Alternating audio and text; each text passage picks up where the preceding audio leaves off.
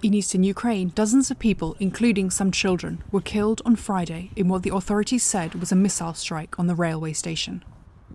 Many more were injured among the 4,000 said to be waiting to be evacuated away from the fighting. Ukrainian President Zelensky was quick to condemn the attack. Ukraine says Russia is focusing its efforts and regrouping in the east after withdrawing from Kiev's outskirts. Moscow's sights are said to be set on gaining full control of Donetsk and Luhansk, the regions partly held by Russian-backed separatists since 2014. Ukraine said it was aiming to establish up to 10 evacuation corridors for civilians in the east, and for those in the south, like the tens of thousands in the battered port of Mariupol, who remain trapped without power and dwindling supplies. On the ground around Kiev and in Bucha on Friday was the European Commission President Ursula von der Leyen, offering reassurance of Ukraine's bid for EU membership, but also expressing shock and horror at the alleged war crimes committed against civilians by Russian forces in the town.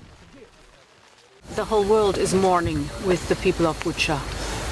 And they are the ones who are, as you said, defending the border of Europe, defending humanity, defending democracy, and therefore we stand with them in this important fight.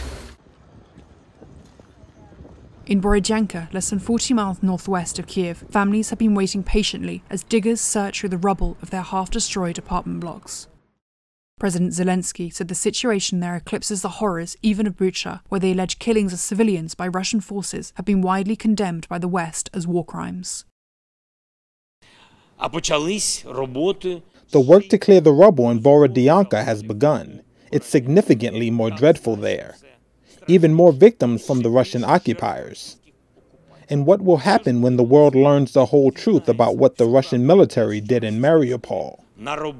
There, on almost every street, is what the world saw in Bucha and other towns in the Kiev region after the withdrawal of Russian troops.